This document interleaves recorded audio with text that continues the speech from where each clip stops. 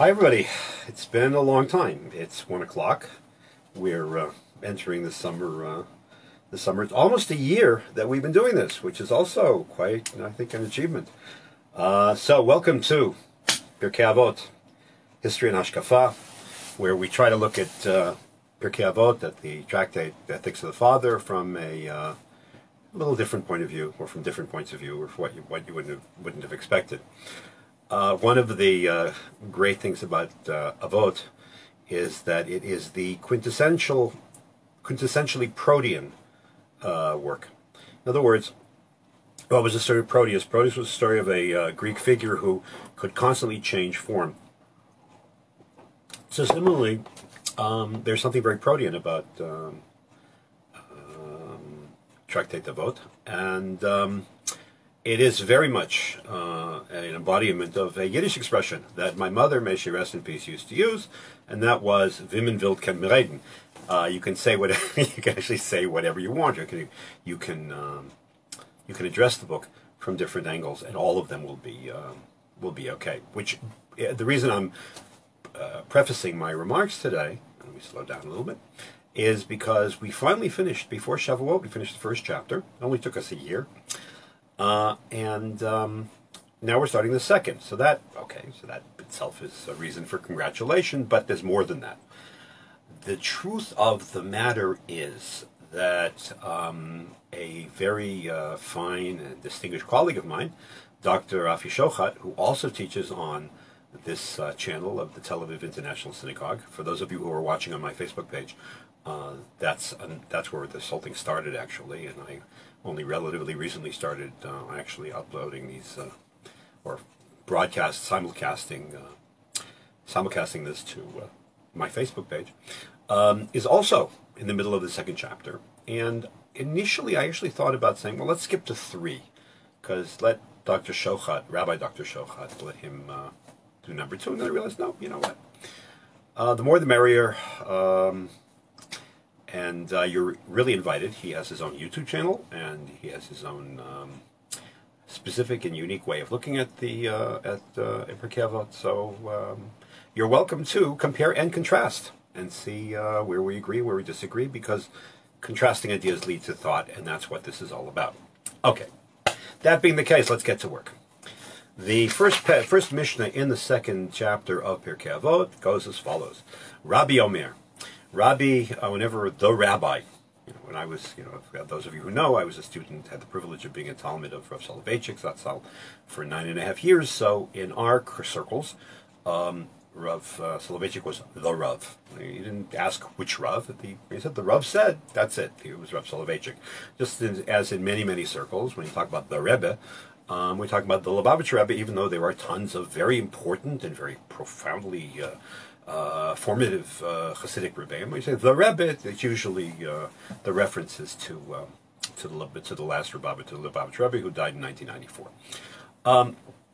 In any case, in the Mishnah, the Rabbi is Rabbi Judah the Patriarch, who lived at the end of the second and the beginning of the third century CE. He was the redactor of the Mishnah. In other words, he himself he actually doesn't include his own opinions all that often in the Mishnah. It's one of the rare occasions. But he basically started the process of editing and organizing. He continued the process of organizing all of the oral traditions that had amassed since time immemorial, and had continued the work which had been started, according to the Talmud itself, by Rabbi Akiva, to bring together and to formulate the oral law, and produced at the end of the day the Mishnah, which really is the underlying codex of Jewish law, upon which the Talmud is built, and everything else sort of grows out of that. Anyways, Rabbi Judah Nasi, so he's known as the rabbi par excellence. He was also the head of the Jewish community, and according to Talmudic tradition, he had intimate and careful and very positive relations with the Roman government. How high that went, the Talmud speaks about him being friendly with the emperor.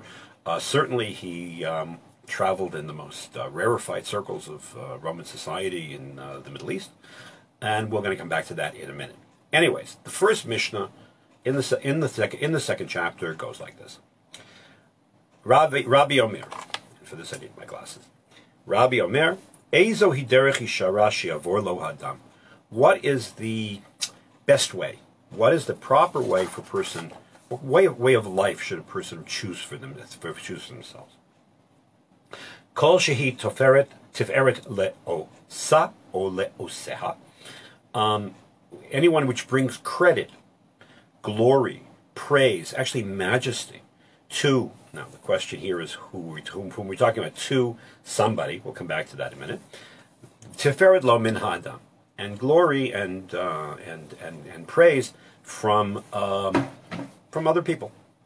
V'avei zahir b'mitzvah kala kevachamura, and be very careful to observe punctiliously what would seem to be, what are apparently less weighty commandments, kevachamura, along with those which are obviously more weighty.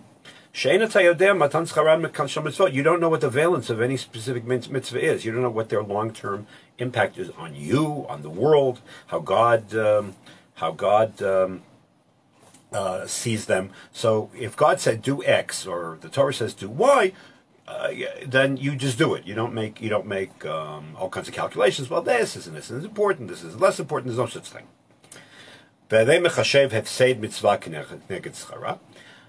You should calculate when you observe mitzvot the loss you'll incur by not observing it or by violating it, as opposed to over and against its reward. Uschara ve'ra keneged ever. Similarly, what you'll get out of a sin as opposed to what you'll gain. Uschara ve'ra. Sorry.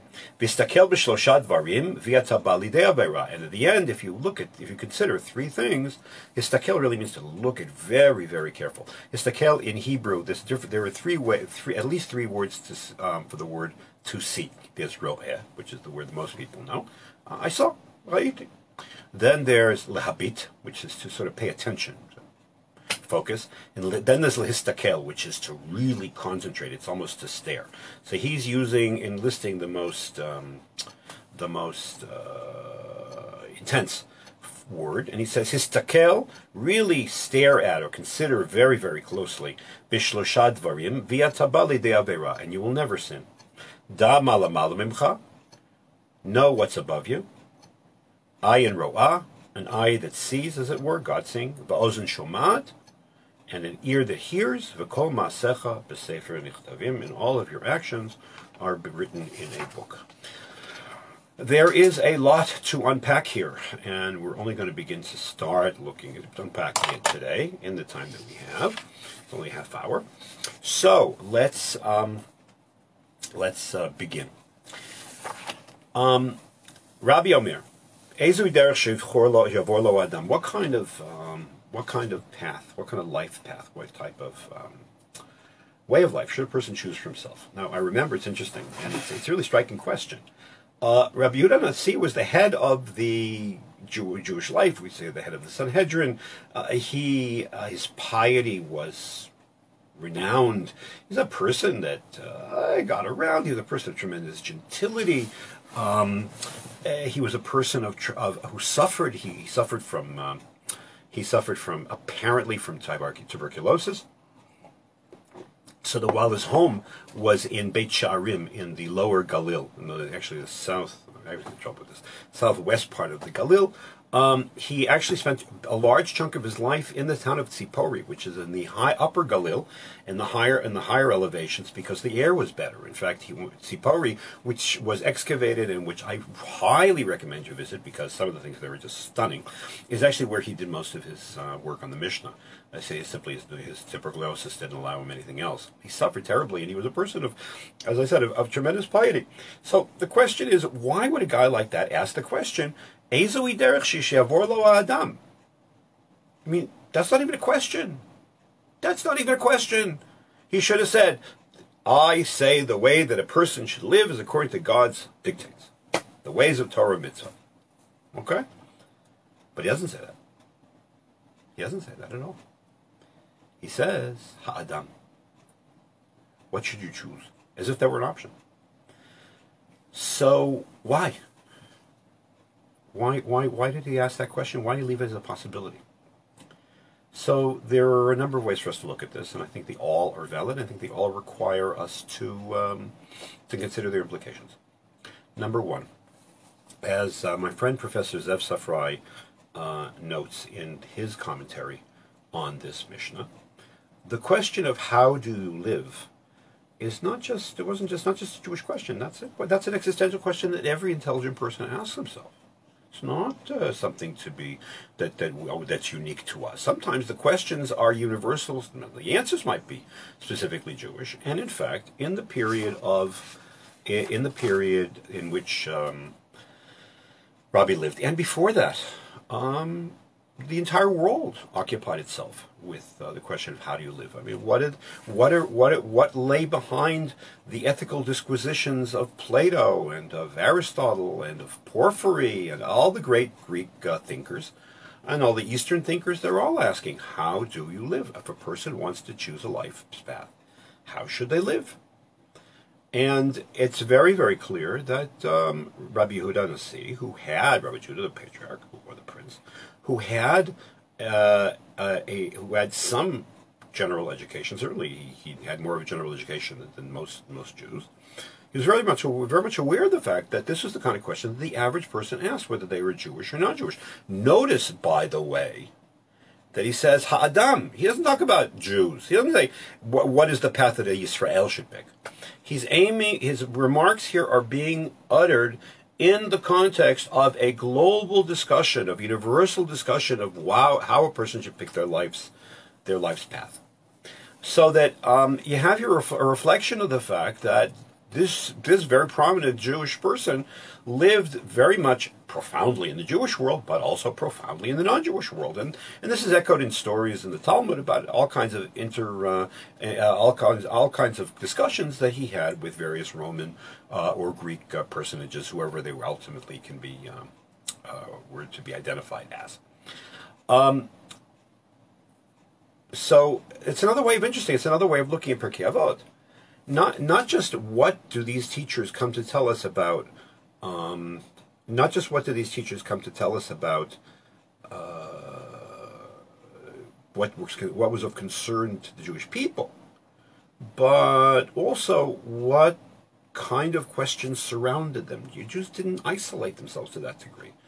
They didn't. It's true the average Jew didn't know how to have secular education, but that doesn't mean that they didn't know they didn't have discussions with other people. There were non-Jews, all kinds of sophisticated non-Jews around, and you have to know how to interact and how to respond to non-Jews, and to engage in respectful conversation.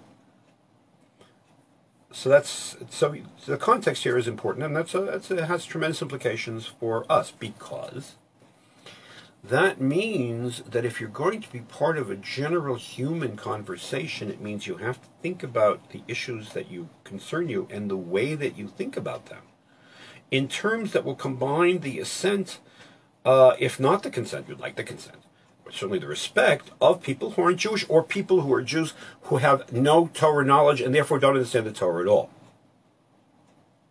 Think about that for a minute. What does that mean? That means the communications. That means that translating Jewish concepts into words and ideas and formulations that can be understood by somebody else, even if they don't agree, is an essential part of the Jewish education. If you can't explain yourself properly so that the other person can at least understand where you're coming from, then basically you failed. Basically you don't understand yourself. Rabbi Chaim Brisker, Rabbi Chaim Soloveitchik, the grandfather of Rav Soloveitchik, the founder of the famous Brisker Yeshiva, Brisker School of Analysis, he says he was reputed to have said in Yiddish, "Asfelten hasbaris felten havana." If you can't explain yourself properly, if you can't make another person understand that which you're trying to say, then you really don't understand it yourself. I was a lousy high school teacher, and I found out very early that I was a yeshiva high school teacher for a year, a number of years ago, way before we made Aliyah, And the principal of the school told me something, though, at the time. He says, okay, you'll go and you'll teach whatever, advanced people. But, he said, if you really want to know how to teach, the biggest challenge in education is not to teach at the university, not to be a Rosh Yeshiva, not to be a rabbi, not to teach at a high level. The greatest challenge in education is to teach first grade, second grade, third grade. Because that's where you really have to get stuff across, and you've got to be able to be absolutely understood, or else the damage you'll do will be incredible. And he's absolutely right. I just wasn't up to it personally. In any case, Maimonides says exactly this. Maimonides, interestingly, on a number of occasions points out that the Torah in the book of Deuteronomy notes that the Torah should be perceived and presented in such a way as to elicit the amazement and the respect and the wonder of all the nations of the world. Okay. So I remember when I was a grad student, Professor Twersky, Zichron Livracha, mentioned, he says, think about that for a minute. In other words, the Torah has to be able to be presented in such a way, not in closed codes and in Yiddish and in broken Yiddish. I'm reading this book right now called Becoming Frum, which is actually, it's a stunning book, which I highly recommend. I didn't know it's been out for 10 years already, but you know, when you find something, it's new to you, so it's new. The author, whose name is Professor Ben-Or, I think Sarah Ben-Or, she talks about the need or the way that people who become Orthodox have to become socialized into the Orthodox community, and they have to learn language and code and dresses and all kinds of stuff that has nothing to do with Torah per se, but which is part of the sociological process of sociological integration of Baalei Tshuva, of newly religious individuals in the religious community. And frankly, it's really, I think I've talked about this last summer sometime, the biggest challenge to people becoming Orthodox is not so much learning the laws and learning how to be Shomer Shabbat and Kashrut and all this other stuff, but which is certainly the Grundnorm, it's the basis. But it's knowing, you know, the codes and the language and the memories and the humor and so on. And one of the things that is really remarkable about the kind of English, she did her work in the United States. It's less true in Israel. But one of the things about Orthodox language, at least outside of Israel, but it's true here too, actually, when I think about it, is that it's a closed language, it's a closed shop. If you're on the inside, you understand the codes. If you don't understand, if you're not on the inside, then you don't understand anything, and sometimes it seems absolutely absurd. Says Maimonides, that's what you're not supposed to do. So, what Rabbi Judah Nasi is saying is that Yavor Lo Min Ha'adam is that we're supposed to be able to live among the rest of the world and present Judaism in a way which is also looks as a respectable option. If we say things in a way which just arouse contempt or rejection, which we might get anyways, but at least make an attempt at it, then what do? Then we basically failed in our task. Every one of us, because all of us are in the world. So that's number one. So the entire way that he formulates himself has to be understood against the broad cultural and philosophical background against which the words were said. And it's an interesting way to start thinking about the Mishnah in general, or a lot of things in Jewish literature. First you ask yourself, is there something to which the rabbis were responding, and what was it? Now that doesn't mean that the discussion is only polemical. It's only outer directed. No, we could have solely internal purpose, but still. It's fashion. Things are fashioned by the way things go. I find this very, very important. I've published on this. And I have shiurim and online, and I've published articles in the Hebrew press, all of which banging away at this. I don't know how far I've gotten, but certainly. One of the big challenges in the age of social media is to be able to, for every single person, because it's a democratizing element, to explain Torah to other people who want to know in ways that they can understand and respect at least the integrity of the argument. Okay, enough with the digression. So, Ezi Aderech She'avor Lo Ha'adam. Interestingly, the answer that he gives is really, really stunning. The answer he gives is really stunning because it's not what you might have expected. Let me give you an example. Okay, there is a 3rd century or 2nd century BCE text that we have that reached us in Greek that tells the story of the way in which the Torah was translated into Greek. According to the way the rabbis have it, there's a certain amount of overlap between the two stories. The King Ptolemy Philadelphus, who was a lover of knowledge, that's what Philadelphus means. No, I'm sorry. That's what philosoph means. Philadelphus was the one who established the great library in Alexandria.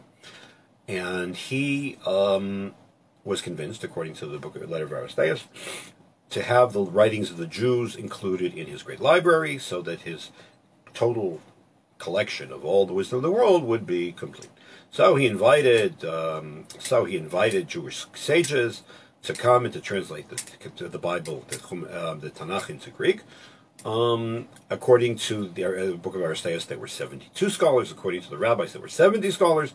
And a miracle happened, and they all translated the same way. And this was the origin story for a book that we have in our hands called the Septuagint, which means the translation of the 70. Okay. In the context of the Greek version of this story, you have King Ptolemy asking Jewish sages, all kinds of questions. What is the teaching of wisdom, for example? This is verse 207. The king received the answer with great delight, and looking at another said, what is the teaching of wisdom?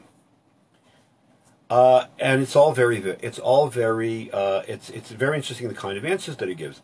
One said, as you wish that no evil shall befall you, but to be a partaker of all good things, so you should act on the same principle towards your subjects and offenders. In other words, the golden rule.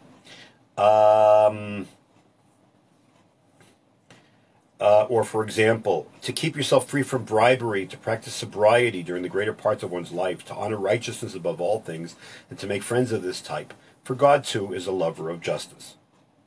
Okay, what is the true mark of piety, he says? To perceive that God constantly works in the universe and knows all things, and no man who acts unjustly and works wickedness can escape his notice. As God is the benefactor of the whole world, so you too must imitate him and be void of offense. Okay, so that's one kind of response to the question. What does Rabbi Judah Nasi say? And it's in a similar kind of tradition. He says as follows: Kol shehi tiferet le something, v'tiferet lo min ha'adam. A way that is glorious to. Now here you have the word ayin vav sin hey. Ayin vav sin hey. There are two major traditions as to how you vocalize that word. One is le'osa, that in other words, that it brings credit, that the way that you should act is it brings credit to the person who acts. In other words, you should bring the way of life that you should choose is one that will bring credit to you, to yourself. Tiferet lo min adam, meaning the other people will say, wow, look at that individual. Now, you're not looking for covet. You're not looking for just to be honored. You don't have to be. You don't want to be. Named Man of the Year at the local whatever it is, JCC dinner or whatever your favorite charity is. So you want to be able to be a person to say, wow, that's a person with integrity. So that kind of validation can only come from somebody else. Tiferet lo min ha'adam. I mean, ultimately the test of a person's integrity will be in the way that people respond to him. Okay, which means ultimately man is very social also. That's one way of that's one way of looking at that. That's one way of pointing. That's one way of vocalizing the words. Another version, and we're going to look at both of them. I'm going to start with the first, then we'll come to the second one next week, I guess. Kol shehi tiferet le'oseha v'tiferet lo min ha'adam. A person who should adopt a way of life, which is a credit to the one who made man, meaning to God, v'tiferet lo min ha'adam, and also a credit to you in the eyes of other men. That's a very different way of looking at it. In the beginning, if that's the way you point it, pointing means to vocalize. That's a fancy academic word that they use.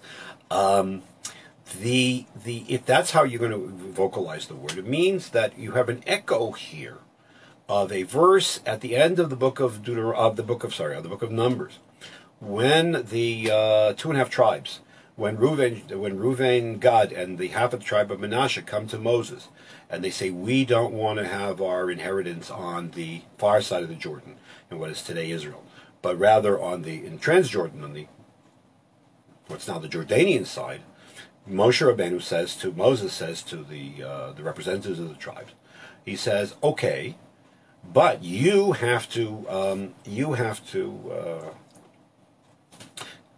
build cities, you can leave a guard for your families and your flocks and stuff like that, but you, meaning the fighting age members of those 2.5 tribes, have to join us for the next 7 years, or 14 years, whatever it's going to be.